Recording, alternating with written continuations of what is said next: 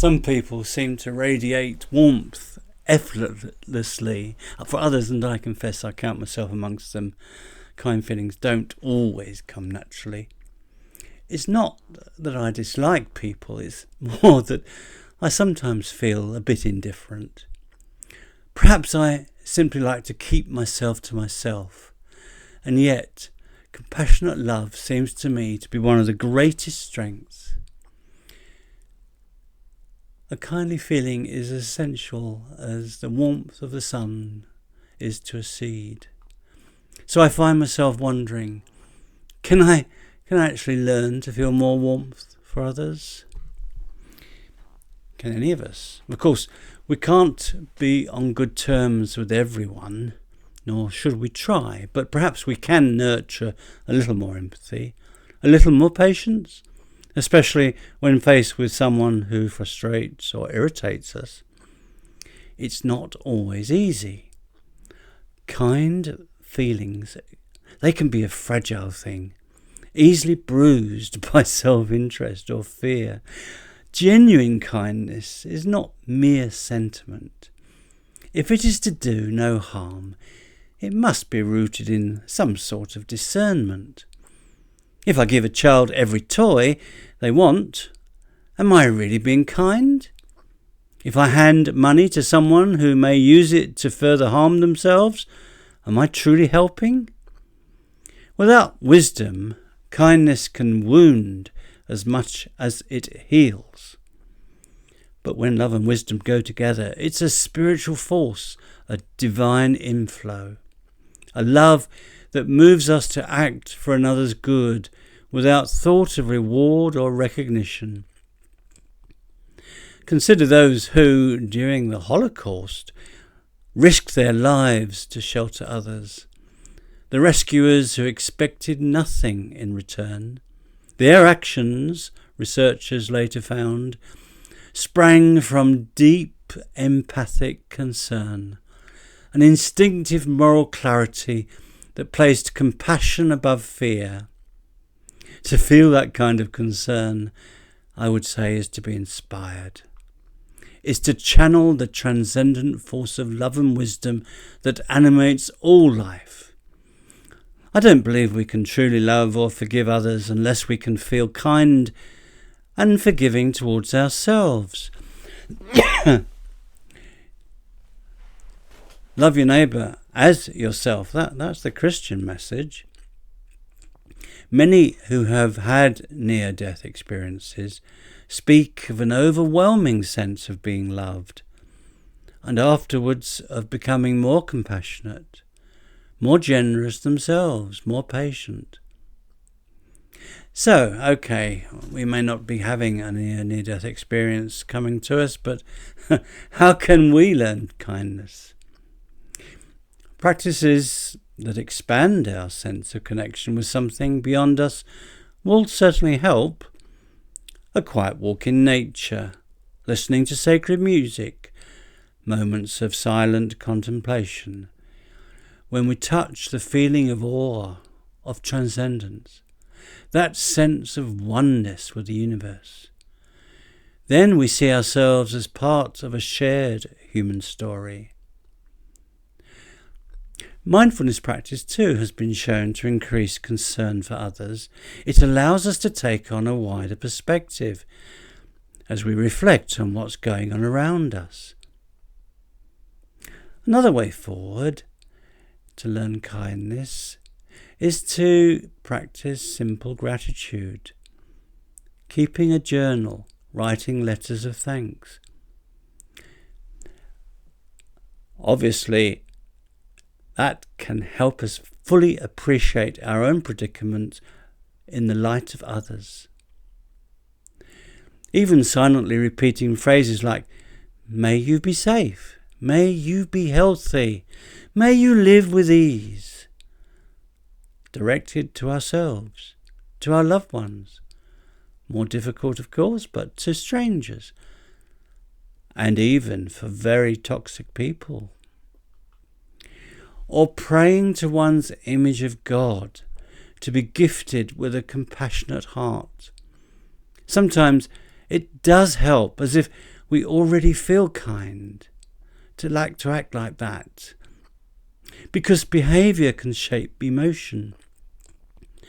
When we act kindly, our feelings often follow.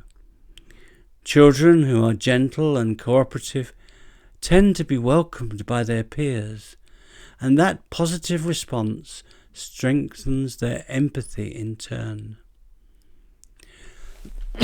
Excuse me. The more we help others, the more we see their needs, and the more we see, the more we understand.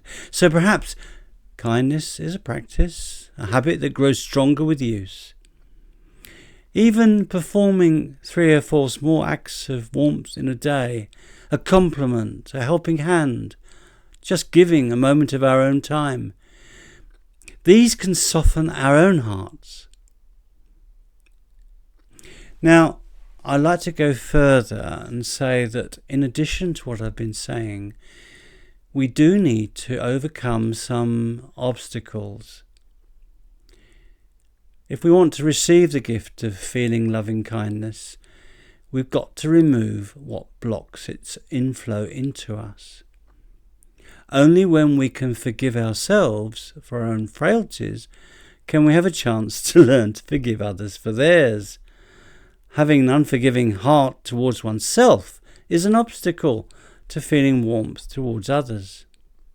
Only when we like and love ourselves can we hope to like and love others. Now, there is a different form of self-love that can block kindness, an unhealthy kind of self-love, which is a preoccupation with getting approval, with our own social reputation, with our own ability to control what's going on around us. So when we want to win every argument, we cannot listen with empathy. When we try to dominate another's beliefs or choices, we stifle their humanity and our own. So according to spiritual philosopher Emanuel Swedenborg, the self-absorbed person sees others as mere shadows. The self-absorbed person only exists to look in ways that can serve his own needs and sees other people in that light.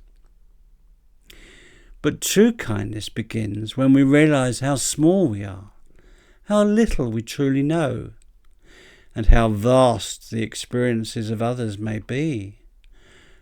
To recognize that every mind, every heart is as real and as deep as our own, that is the start of compassion. In other words, humility opens a space for kindness to enter. Now, there's a story of a father and his teenage son.